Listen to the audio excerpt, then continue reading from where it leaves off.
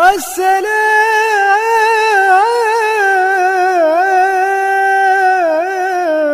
علیکم۔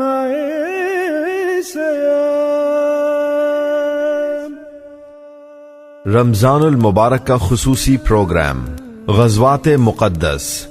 مومن کی زندگی کا جو لاہ عمل قرآن مجید میں مرتب کیا ہے وہ اتنا جامع اور اکمل ہے کہ ہر پہلو سے زندگی اور زندگی کے تمام تر متعلقہ امور کا احاطہ ہو جاتا ہے۔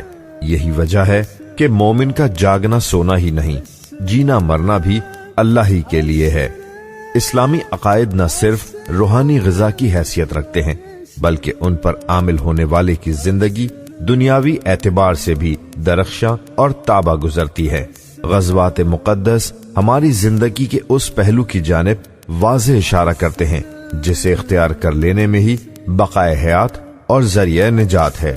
ان غزوات سے ہمیں سیاسی اثرات اور دوران جنگ اسلامی اخلاق و سلوک، مساوات، افواج کی تربیت اور سائنٹیفک سفارائی، وفائے عہد اور صلح جوئی، مغلوب و مفتوح سے برتاؤ، تخت و تاج اور تخریب سے گریز کرنا ہی غزوات مقدس سے ہمیں تعلیم ملی ہے۔ غزوہ احد۔ جنگ بدر کے بعد اہل مکہ کے دلوں میں انتقام کے شعلے بھڑک رہے تھے۔ اس کے علاوہ مدینے کے یہودی اور منافق ان کو مزید ہوا دے رہے تھے۔ پھر ابو سفیان کی بیوی ہندہ کا باپ اور بھائی بدر میں مارے گئے تھے اور وہ ابو سفیان کو غیرت دلا رہی تھی۔ جنگ بدر میں کئی سرداروں کے مارے جانے کے بعد ابو سفیان کی حیثیت سردار کی ہو گئی تھی۔ اس نے اپنی تجارت کے منافع کو اس کے مالکوں میں تقسیم کرنے کی بجائے جنگ کی تیاری میں لگا دیا۔ دوسرے قبیلوں سے بھی امداد طلب کی گئی۔ قبیلہ بنو کنانا اور اہل تہامہ کے لوگ ان کے ساتھ مل گئے۔ پھر مکہ کے حبشی غلاموں کو بھی فوج میں داخل کر لیا گیا۔ غرض سال بھر تک یہ تیاریاں ہوتی رہیں۔ اس دوران میں مدینے کی یہودی اور منافق خفیہ طور پر ہر طرح کی خبریں پہنچا رہے تھے۔ اس طرح شوال 3 ہجری کو 3000 جنگجوؤں کا لشکر روانہ ہوا۔ ابو سفیان ان کا سپہ سالار تھا اور اس لشکر کے ہمراہ جنگ بدر کے مقتولین کی لڑکیاں اور بیوائیں بھی تھیں جن کی قیادت ابو سفیان کی بیوی کر رہی تھی۔ اس میں جبر بن معلم ایک حبشی غلام بھی تھا جس کا نام وحشی تھا۔ وہ چھوٹا نیزہ چلانے کا ماہر نشانے باز تھا۔ شبیر نے اس سے کہا، اگر تو نے حضرت حمزہ رضی اللہ تعالیٰ عنہ کو قتل کر دیا تو میں تجھے آزاد کر دوں گا۔ ہندہ نے کہا، اگر تو نے یہ کام کر دیا تو میں اپنا سارا زیور جو پہنا ہوا ہے تجھے اتار کر دے دوں گی۔ ادھر مدینہ میں حضور اکرم صلی اللہ علیہ وآلہ وسلم کو لشکر کی خبر پہنچی تو فوراً مجلس سے مشاورت بلائی گئی۔ پاس میں عبداللہ بن ابی بھی تھا جو بظاہر مسلمان تھا مگر دراصل منافق تھا۔ کچھ لوگوں کی رائے تھی کہ مدینہ میں رہ کر ہی مدافعت کی جائے مگر صحابہ کی اکثریت کی رائے تھی کہ مدینہ سے باہر نکل کر لڑا جائے تاکہ دشمن کو ہماری کمزوری کا احساس نہ ہو۔ چنانچہ 1000 آدمیوں کا لشکر آپ صلی اللہ علیہ وآلہ وسلم کی سربراہی میں مدینہ سے روانہ ہوا۔ ابھی 1.5 یا 2 میل کا فاصلہ طے کیا ہوگا کہ عبداللہ بن ابی اپنے 300 آدمیوں کو لے کر واپس مدینہ روانہ ہوا اور کہا کہ ہماری رائے نہیں مانی گئی کہ مدینہ میں رہ کر لڑائی کی جائے، اس لیے ہم باہر جا کر نہیں لڑیں گے۔ اس طرح مسلمان مجاہدوں کی تعداد 700 رہ گئی۔ یہ لشکر مدینہ سے 300 میل دور احد کی پہاڑیوں کے پاس پہنچ گیا۔ ان پہاڑیوں کو پشت بنا کر خیمے ڈال دیے گئے۔ کفار بھی اس میدان میں پہنچ کر خیم زن ہو چکے تھے۔ رات خاموشی سے گزر گئی۔ صبح حضور اکرم صلی اللہ علیہ وآلہ وسلم نے تقریباً 50 تیر اندازوں کا دستہ عبداللہ بن جبیر رضی اللہ تعالیٰ عنہ کی سرکردگی میں پس پشت گھاٹی پر تعینات فرما دیا اور ان تیر اندازوں کو حکم دے دیا کہ خواہ کوئی حالت پیش آئے جب تک تم کو دوسرا حکم نہ دیا جائے تم اس جگہ سے نہ ہٹنا۔ دراصل اس گھاٹی سے ہو کر اور گھوم کر دشمن مسلمانوں پر پشت سے حملہ کر سکتا تھا اور یہ حضور اکرم صلی اللہ علیہ وآلہ وسلم کی نہایت بہتر جنگی حکمت عملی تھی۔ جنگ کی صفیں آراستہ کر کے آپ صلی اللہ علیہ وآلہ وسلم نے میمنہ پر زبیر بن عوام رضی اللہ تعالیٰ عنہ کو اور میسرہ پر منظر بن عمرو رضی اللہ تعالیٰ عنہ کو مامور فرمایا۔ اس کے بعد آپ صلی اللہ علیہ وآلہ وسلم نے اپنی تلوار ابو دجانہ رضی اللہ تعالیٰ عنہ کو دی۔ ادھر قریش نے اپنی صفیں درست کر کے 100 سواروں کی سرداری خالد بن ولید کو اور 100 سواروں کی ایک اور دستے کی سرداری اکرمہ بن ابو جہل کو دی۔ یہ دونوں سردار اس وقت تک مسلمان نہیں ہوئے تھے۔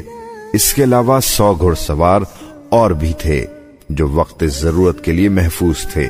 کفار کی فوج کی کل تعداد 3000 کے قریب تھی، جبکہ ساز و سامان بھی بہت سا تھا۔ ان کے مقابلے میں مسلمانوں کا لشکر صرف 700 افراد پر مشتمل تھا۔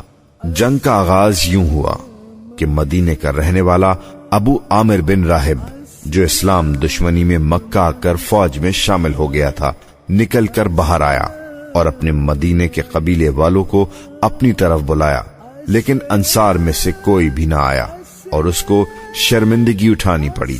اس کے بعد دونوں طرف سے حملہ آوری شروع ہوئی۔ مسلمان مجاہد داد شجاعت دیتے ہوئے دشمن کی صفوں کو چیر رہے تھے۔ ابو دجانہ رضی اللہ تعالیٰ عنہ تو اتنے آگے چلے گئے کہ ان کے مد مقابل ہند آ گئی۔ آپ نے تلوار اٹھائی ہی تھی کہ وہ چیخ پڑی۔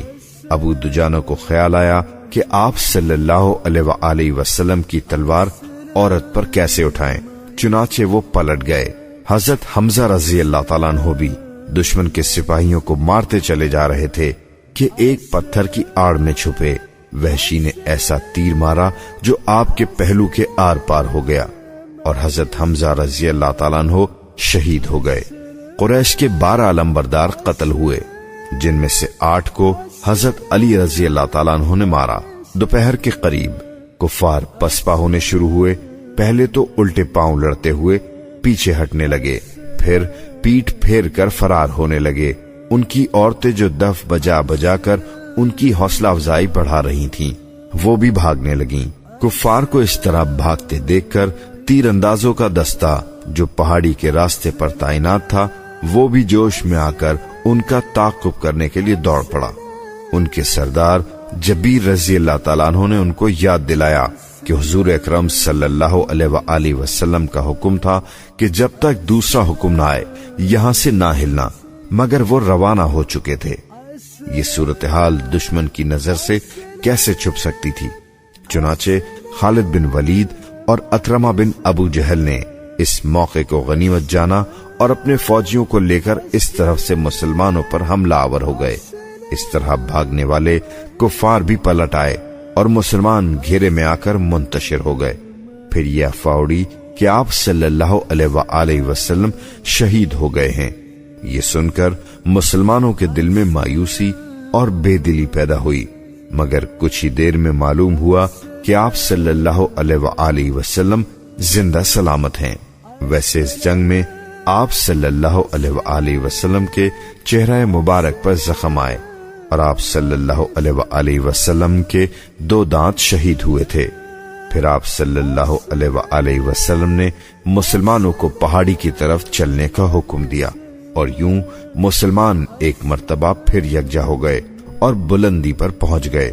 اس جنگ میں ابو سفیان کی بیوی ہندا نے حضرت حمزہ رضی اللہ تعالیٰ عنہ کا کلیجہ نکال کر چبایا تھا، مگر نگل نہ سکی۔